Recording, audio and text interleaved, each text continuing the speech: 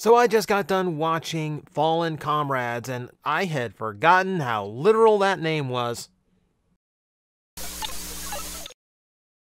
Fallen Comrades, otherwise known as that one where Optimus Primal pretends to be Zordon for a scene. This is our very first protoform / stasis pod episode, and it is a really, really solid introduction for one of the most important concepts in this show and in Transformers in general. Stasis pods and protoforms especially are going to be a recurring trait throughout Transformers from here on. So this is an extremely important episode for establishing what they are and how they operate. So a lot got set up with this episode, and there's a lot of moving parts here, but this actually works fairly well here. So there's a bunch of things to go over here. Let me see how quickly I can get through all of this.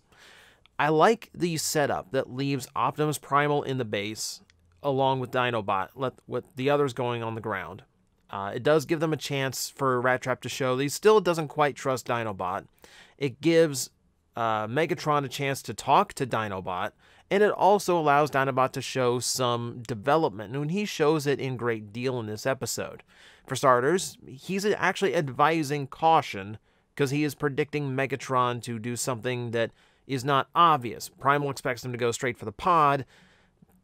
Dinobot expects him to be a little bit less predictable than that, and that's exactly what happens.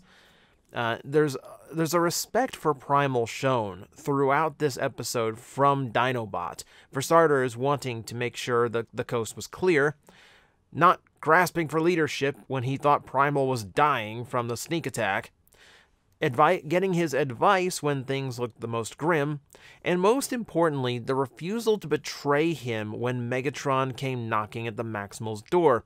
We didn't get a straight-up assault on the Maximal ship like you would expect in this scene. They actually were smart enough to realize if two Predacons fly off to the stasis pod and Primal is damaged, that means there's only Dinobot protecting the base. Perfect time for an attack and trying to while the pod is attempting to be secured. Good to remember. It would have been a pretty glaring omission if they had forgotten it. And it gives Megatron a chance to show his charisma. He's actually trying to be suave and convincing Dinobot, you were a Predacon once.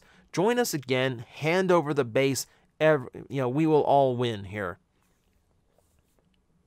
Dinobot doesn't even give it a consideration. Unlike Megatron, he respects Primal as a leader, and as such, his code of honor is not going to be willing to simply betray him over something that small. Later on, we'll see exactly what that takes. But for now, following his own code of honor, he's not going to turn on Primal, who has actually earned that level of respect from him. And yeah, he puts himself on the line to protect the ship, which is actually really cool to see. The scene actually includes one of my favorite comedy bits from the entire series, which is the first demonstration of the Maximal auto guns. Comparatively weak, considering they once did damage to the Predacon ship, and now all they do is just blow Tarantulas and Scorponok away. But the motion-activated guns, like Tarantulas has taken that little sidestep just to immediately have the guns trained on and blasted, and then Scorponok getting nervous, is a brilliant little bit of slapstick, and definitely one of my favorite ones in the show. Let's see, what else can we do? The chase for the pod I like as well.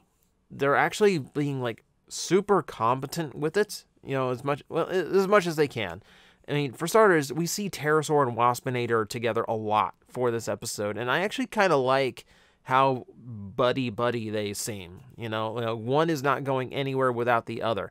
When Waspinator gets squashed by a rock, Pterosaur actually does consider picking him up and flying him back to base for a quick repair.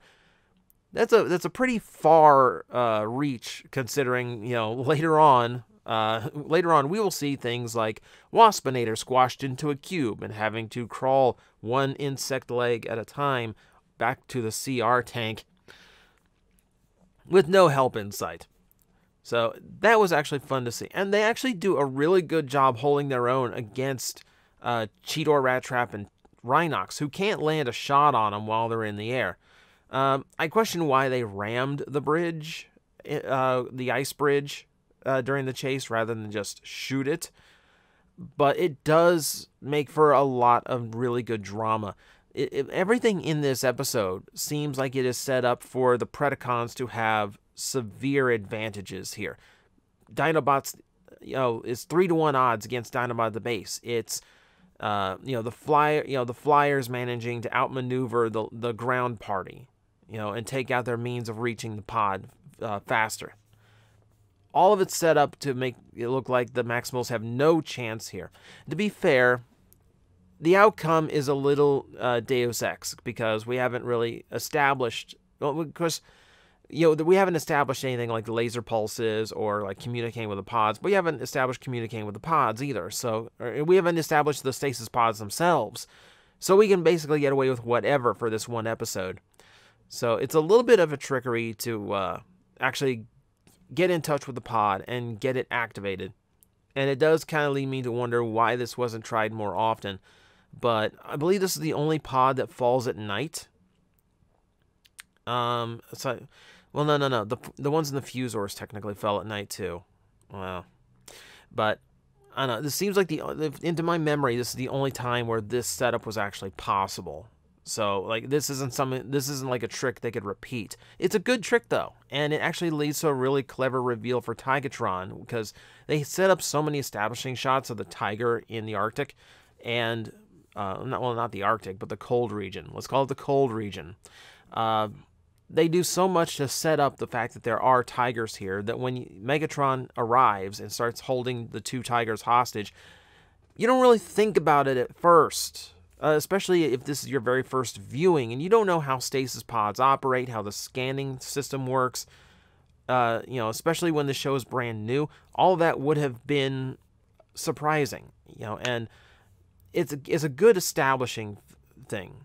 For how the stasis pod operates, but it also gives us this setup for Tigatron's reveal, which is a really clever twist, with the pod being empty and Tigatron already being in beast mode, and we just don't catch it until he transforms.